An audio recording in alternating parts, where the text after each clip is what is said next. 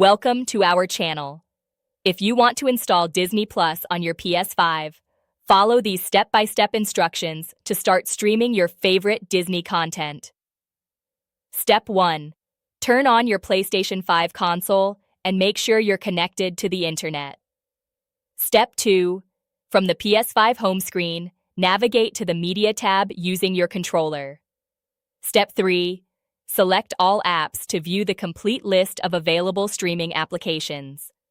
Step 4. Scroll down and look for Disney Plus, or use the search function to find it quickly. Step 5. Select the Disney Plus app and click Download or Install to begin downloading it to your console. Step 6. Wait for the installation to complete, which should only take a few minutes depending on your internet speed. Step 7. Once installed, open the Disney Plus app from your Media section or app library. Step 8. Sign into your Disney Plus account by entering your email and password, or activate your device by visiting disneyplus.com.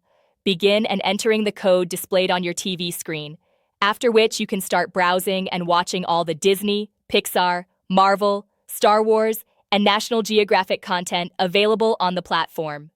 Don't forget to like this video and subscribe to our channel.